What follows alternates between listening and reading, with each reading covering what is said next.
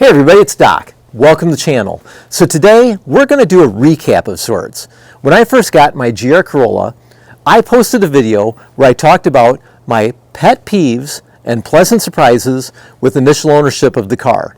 Since then, I have fixed a number of those issues, and I'd like to do a walk around today, show you what I've done, tell you whether they're successful or not, and whether I recommend you spending your hard-earned money on them. Stick with me, it's going to be fun.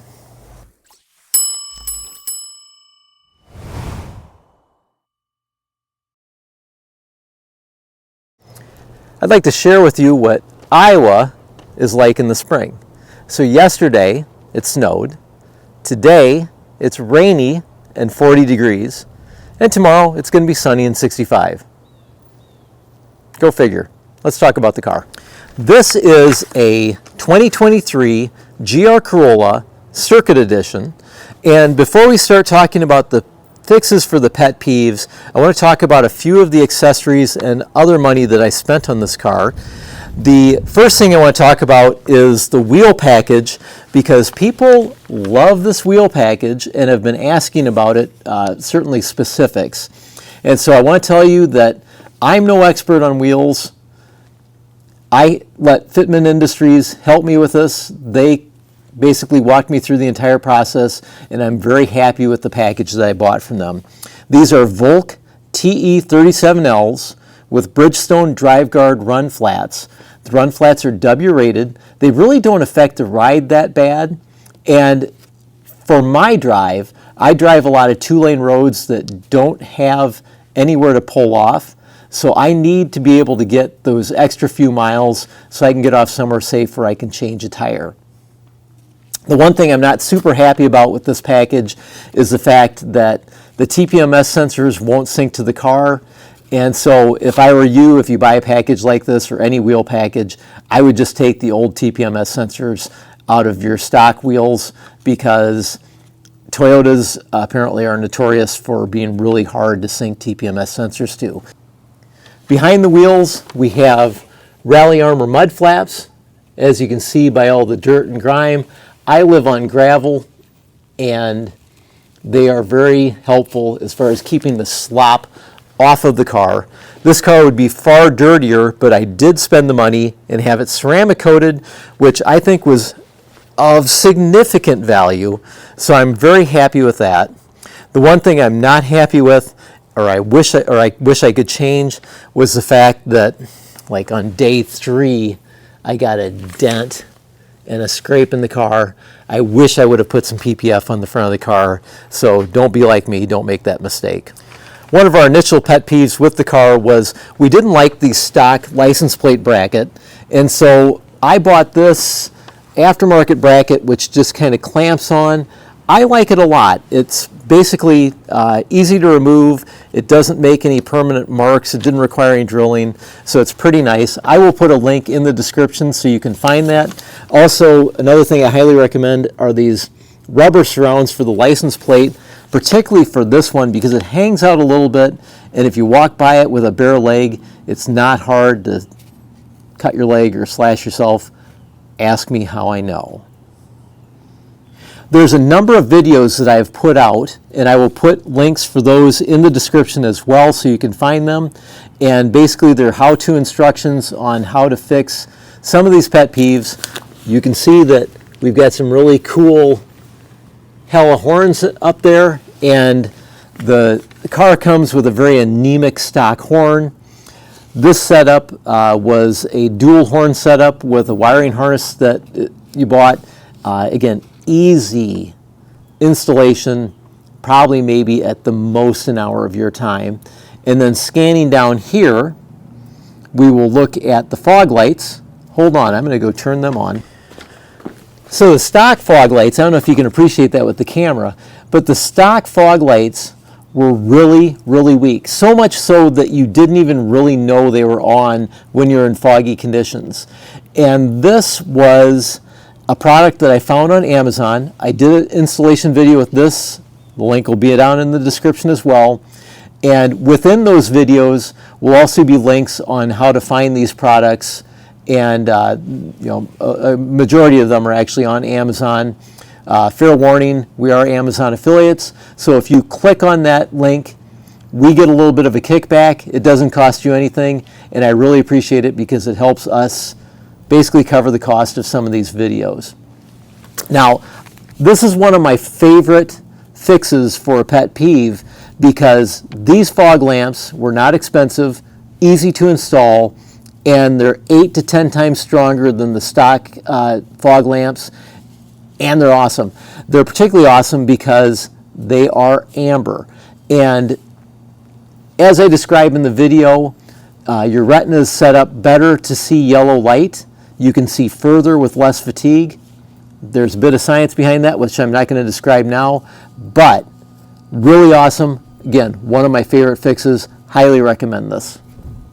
The majority of the other fixes are in the car, which is good because it's flipping cold out here, and I'm very happily going to get in the car and start things up.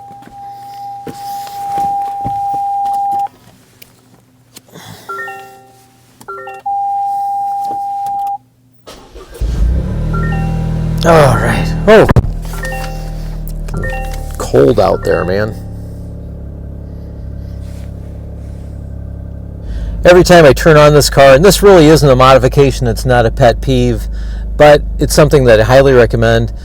Every time I turn on this car and I see this warning, avoid excessive acceleration due to temperature, I think about how much horsepower with as little displacement as this engine is putting out, and the importance of having an extended warranty, because these kind of engines are more prone to have problems, at least in my opinion, and so I highly recommend purchasing an extended warranty. But moving on, let's see. One of the big complaints that everybody has about this car is the piano black trim, particularly down on the console. And so what I did was I just bought a wrap kit from Amazon, and basically with some level of success taught myself how to wrap. The small pieces are easy. If you look over here, they're quite easy, and it just takes a little bit of time, a little bit of the proper tools, and again, I did a video on this, so you can check that out. Now, what I can say is part of the center console I have to go back and redo because I did not have a lot of success with like these tight corners, and what I'm going to do is I actually bought a cutting tape that some of the stuff I will actually leave the piano black, but it won't be big enough sections that it'll get all fingerprinty. Is that a word? Another major complaint with the Corolla GR is the fact that the wireless charger doesn't charge phones very well. And this was a big issue when I had my iPhone 13.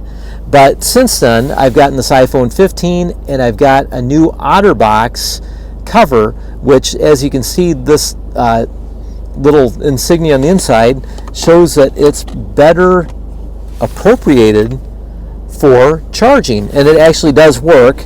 So I'm pretty happy with that. I would highly recommend OtterBox, and I can verify that that particular cover does work. I'll try to remember to put a link in the description if it'll let me, because I'm going to have a lot of links in this description. Some of these are really simple fixes. One of my complaints with the initial video was the fact that Toyota has only USB-C outlets in this car. They could have easily gone to a combination of a USB-A and USB-C, but they didn't. So my fix for that was really simple, in the respect that I just got an adapter plug with 2 USB-As, and that fixes the problem quite handily. Another issue that's really significant is the rattly glove compartment box, and I apologize, I don't have a how-to video on this, and there are some certain methods required that I really can't explain, so my apologies, but you'll have to figure it out for yourself. And essentially what I did was I bought these little rubber bumpers, which you can purchase on Amazon. If I have room, I'll slide the link in. And after installing those, That is a rock solid glove compartment, no more rattles. That's really nice. The cabin of the Corolla is exceptionally dark, and one of the issues was the fact that the car does not come with anything really backlit.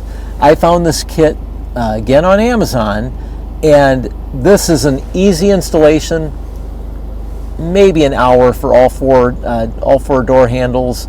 It's super easy. You just have to know how to follow instructions, and this changes the entire environment of the car when you're driving in the dark, because at least you can find the door handles, and it does give you just a little bit of LED ambient light, which is very helpful for what is a very dark interior at night.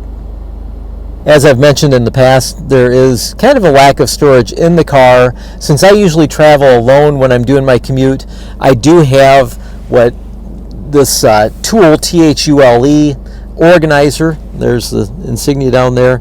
I don't think they make these anymore, but I really do like this, and this just keeps the basic stuff that I like to have at hand on hand.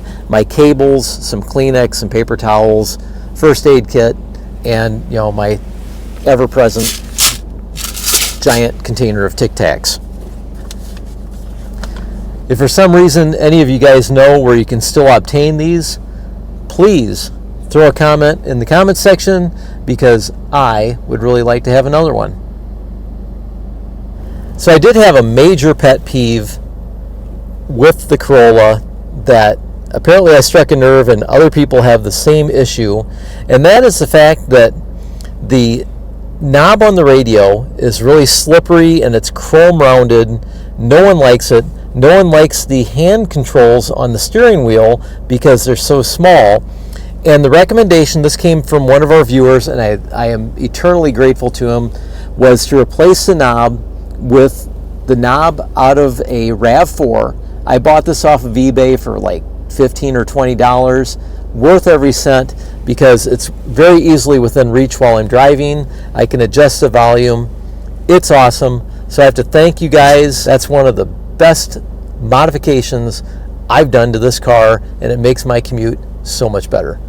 Thank you. All right, the time has come to get out of my nice warm car, and I will show you the last and what I think is a very important modification.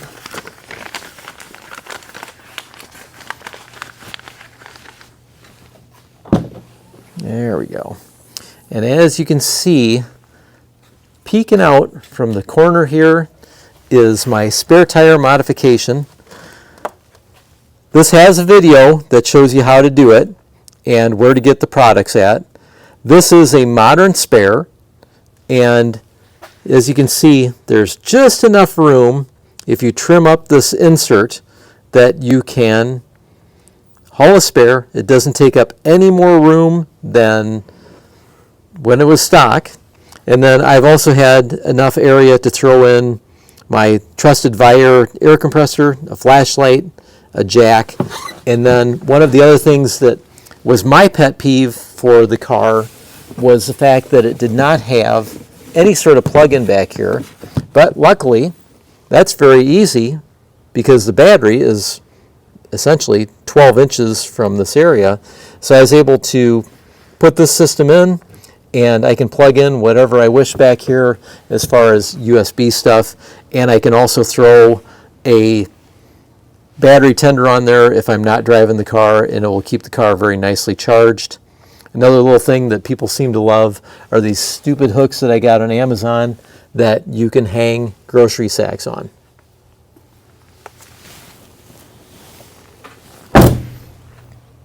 Hey, thanks for watching the video.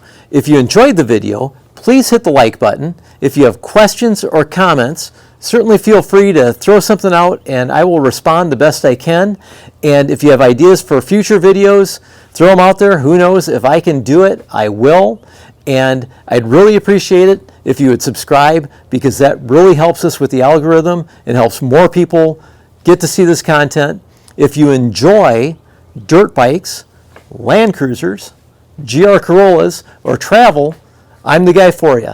So we kind of hit it all through the year as we live our normal lives, and you're certainly welcome to come along. You guys have a great day. We'll see you out there.